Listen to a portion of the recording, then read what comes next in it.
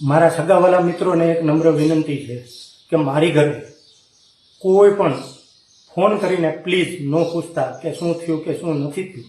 મારી ઉપર જે આક્ષેપો લાગ્યા છે એ સ્પષ્ટ અને ચોખ્ખા ન થઈ જાય ત્યાં લગીન, આ કેસનો ચુકાદો ન આવે ત્યાં લગીન મારે બે હાથ જોડી નમ્ર વિનંતી છે કે મારી ઘરે ખોટા ફોન કરીને સગાવાલા કે આ વાતમાં કોઈ પડતા નહીં. હું નિર્દોષ છું. સમય નક્કી કરશે કોણ સાચું હતું અને કોણ ખોટું હતું.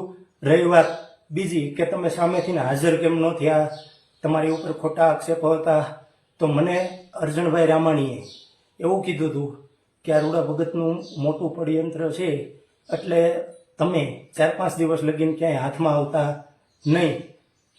હું એટલા માટે બહાર નીકળી ગયો હતો, પણ અર્જણભાઈને ખુદને નહોતી ખબર કે આ અમારી ઉપર આવડું મોટું પડયંત્ર થવાનું છે અને એના સ્વીકાર અમે પણ થવાના છીએ.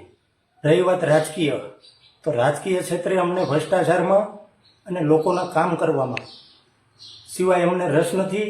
અમે ક્યાંય પણ અમારી ઉપર એક પણ રૂપિયાના ભ્રષ્ટાચારના આક્ષેપ થયા નથી. અને જે સંબંધો અમારે જે મોટા મોટા લોકો સાથે છે એ મને દિલથી ઓળખે છે. બે હાથ જોડે નમ્ર વિનંતી કરું છું, હું કઈ ટાઈપનો માણસ છું, કઈ ટાઈપનો છું. પણ મારા ભાઈને હું હાજર થવાનું એક જ કારણ મારે હવે છે.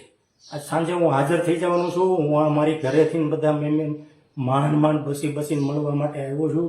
હું સાંજે મારી ઘરે હાજર થઈ જવાનો છું. હાજર પોલીસ સ્ટેશને ફોન કરીને કહેવાનું છું કે મારી ઘરેથી જ મને લઈ જાઓ. મારા છોકરાને અને આ બધાને હું મળવા માટે આવ્યો હતો.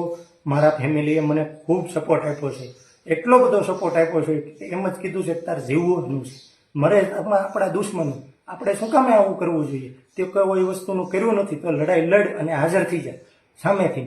મારા ભાઈને નથી તમે લોકો મદદ કરતા ને, પણ મારો ટેસ્ટ થશે. મેં રેપ નથી કર્યો, મેં વાત કરી છે છોકરી જોડે.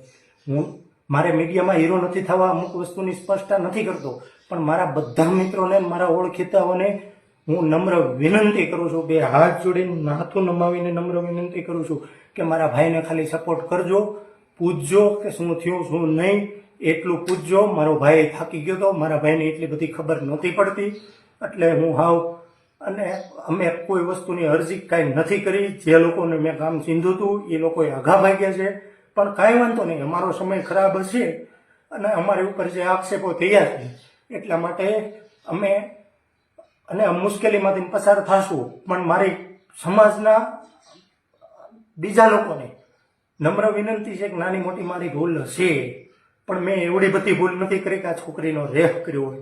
એટલું જ કહેવા માંગુ છું. બસ.